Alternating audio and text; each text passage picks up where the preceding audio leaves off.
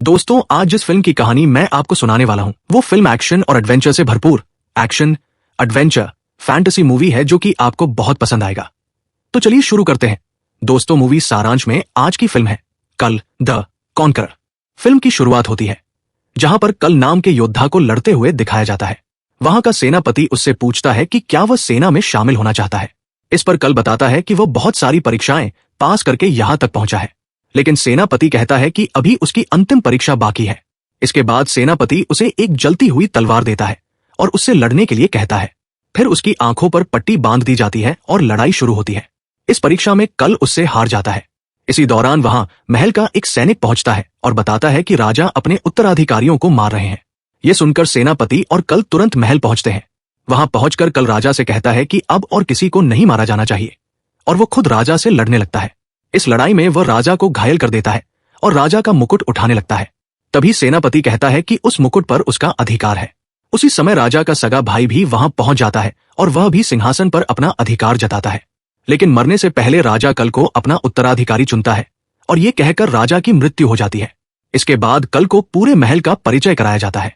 फिर उसे महल के हरम में ले जाया जाता है, जहां उसकी मुलाकात जेरिता नाम की लड़की से होती है। जेरिता को देखते ही कल को याद आता है कि वह उससे पहले भी मिल चुका है। जेरिता कार्ड देखकर भविष्य बताने वाली होती है। कल उसे अपने कमरे में बुलाकर भविष्य देखने के लिए कहता है। वह कल से 3 कार्ड चुनने के लिए कहती है। कार्ड चुनने पर पता चलता है कि उसके आने वाले जीवन में उसे एक खोज पर निकलना होगा और एक चुंबन उसके भविष्य को तय करेगा।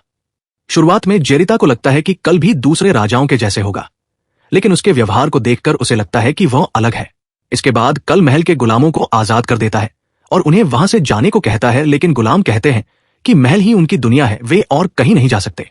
फिर कल अपने राज्य में घूमने निकलता है, जहां एक स्थान पर वह एक व्यक्ति को बचाता है।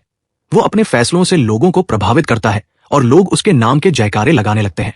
इसी दौरान उसकी ताजपोशी की तैयारी शुरू होती है, लेकिन उसी समय उस पर हमला कर दिया जाता है। कल किसी तरह बच जाता है, जबकि सेनापति हमलावरों में से एक को मार देता है। सेनापति कहता है कि शायद दुश्मन देश के लोगों ने उन्हें भेजा होगा। इसके बाद कल जेरिता को समझाता है और उसे वहां से चले जाने के लिए कहता है, लेकिन जेरिता कहती है कि वह उसका साथ नहीं छोड़ेगी, क्योंकि महल में कई लोग उसके खिलाफ हैं। दूसरी ओर दिखाया जाता है कि सेनापति और महल के कुछ लोग कल के खिलाफ साजिश रच रहे होते हैं। वे कुछ गुप्त लोगों से मिलने जाते हैं और तय करते हैं कि किस तरह से कल को सिंहासन से हटाया जाए। इसके बाद वे लोग एक मायावी स्थान पर पहुंचते हैं, जहां वे एक डरावने शकल वाले एक्रोन नाम के व्यक्ति की मदद से एक मरी हुई चुड़ैल को जिंदा करने का प्रयास करते हैं। काफी प्रयास के बाद एक्रोन उसे जिंदा कर देता है। उसके बाद वह चुड़ैल को अपना परिचय देता है। वो उसे बताता है कि उसका नाम एक्रोन है और उसी ने उसे जिंदा किया है। उसकी एक आंख खराब होती है, जिसे वह चुड़ैल अपनी शक्ति से ठीक कर देती है। अगले दिन महल में नई रानी चुनने के लिए कई लड़कियों को लाया जाता है, जिनमें वह चुड़ैल भी शामिल होती है। उसकी खूबसूरती और सम्मोहन में आकर कल उसे अपनी रानी बना लेता है। महल में उत्सव मनाया जाता है। इसी दौरान जेरिता को फिर से कार्ड देखने के लिए बुलाया जाता है, लेकिन जैसे ही जेरिता कार्ड चुनती है, चुड़ैल उसे मना कर देती है। जेरिता कहती है कि यह उसके लिए सही नहीं है, लेकिन कल उसकी बात नहीं मानता। इसी में जेरिता के नाखून कल को लग जाती है, लेकिन कुछ नहीं करता। उसके बाद पहली रात जब वह चुड़ैल और कल जब सुहागरात मनाते हैं, तभी चुड़ैल सही समय आने पर एक चुंबन देकर कल को मार देती है। इसके बाद वह महल के लोगों को बुलाकर कहती है कि राजा की मृत्यु हो गई है। जब लोग पूछते हैं कि राजा की मृत्यु कैसे हुई, तो वह कहती है कि उसे जहर दिया गया है, और वह आरोप लगाती है कि जेरिता ने अपने नाखूनों से जहर देकर राजा को मार दिया है। यह सुनकर लोग जेरिता को पकड़ लेते हैं, लेकिन असल में कल मरा नहीं होता, बल्कि उसे बेहोश करके एक गुप्त स्थान पर रखा गया होता है। वहां एक्रोन उसे जलाकर मारना चाहता है, लेकिन तभी चुड़ैल वहां पहुंच जाती है और उसे रोक देती है। वो कल से कहती है कि वो उसके साथ आ जाए। वो उसे अमर बना देगी और दोनों मिलकर इस धरती पर राज करेंगे, लेकिन कल मना कर देता है। इससे चुड़ैल बहुत गुस्सा हो जाती है और अपने आदमियों को उसे मारने का आदेश देती है, लेकिन कल उन आदमियों को मारकर वहां से भाग निकलता है। बाहर उसे वही व्यक्ति मिलता है जिसे उसने राजा बनने के बाद बचाया था। वह बताता है कि जेरिता को उसकी हत्या के आरोप में पकड़ लिया गया है और उसे मार दिया जाएगा। वह चुड़ैल के बारे में भी सारी सच्चाई कल को बता देता है। इसके बाद कल किसी प्रकार महल में प्रवेश करता है। सैनिकों और पहरेदारों से बचते हुए वह उस स्थान पर पहुंचता है जहां राजा के नाम पर एक दूसरे व्यक्ति का शव रखा गया था। कल वहां जाकर लेट जाता है।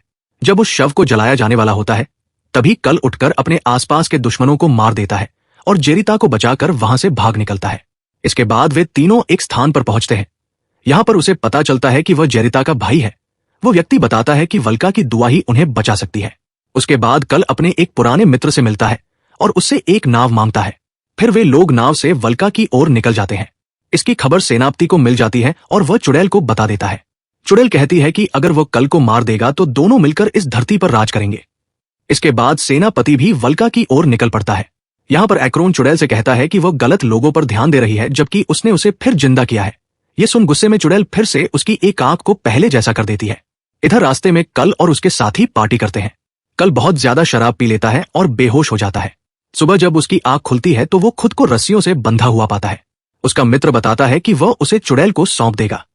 उसके बाद वह जेरिता को रस्सी से बांधकर पानी में फेंक देता है, लेकिन कल रस्सी तोड़ देता है, अपने दोस्त को मार देता है और नाव के गुलामों को आजाद करता है और दुश्मनों को पानी में फेंक देता है। आगे चलते चलते वे लोग बर्फ की गुफा तक पहुंच जाते हैं।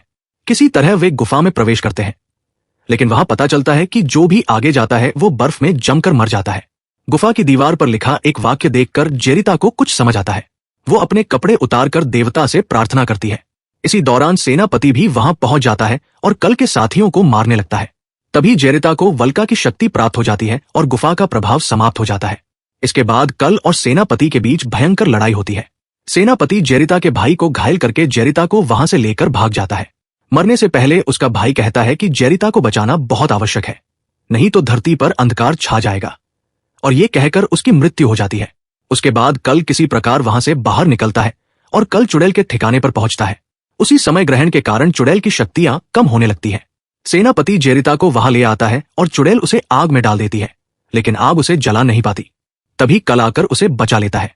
फिर एक बार कल और सेनापति की अंतिम लड़ाई होती है। इस बार कल सेनापति को हरा देता है और उसे मार देता है। चुड़ैल कहती है कि ग्रहण खत्म होते ही वह अमर हो जाएगी। तभी जेरिता कल को पास बुलाती है और उसे चूमती है, जिससे वल्का की शक्ति उसके अंदर चली जाती है। इसके बाद कल चुड़ैल को चूमता है और उसी शक्ति से चुड़ैल की मृत्यु हो जाती है। अंत में कल और जेरिता एक हो जाते हैं। इसके बाद कल अपने नए शासन की शुरुआत करता है, गुलामों को आजाद करता है और जेरिता को अपनी रानी घोषित करता है। और यहीं पर फिल्म समाप्त हो जाती है। इस फिल्म को वर्ष 1997 में रिलीज किया गया था। इस फिल्म का बजट था लगभग $30 मिलियन और इस फिल्म ने $6.1 मिलियन की कमाई की थी। दोस्तों, आपको ये मूवी कैसी लगी नीचे कमेंट बॉक्स में अवश्य बताएं, ताकि लगातार इस प्रकार की स्टोरीज आपके लिए लाता रहूं। Thank you.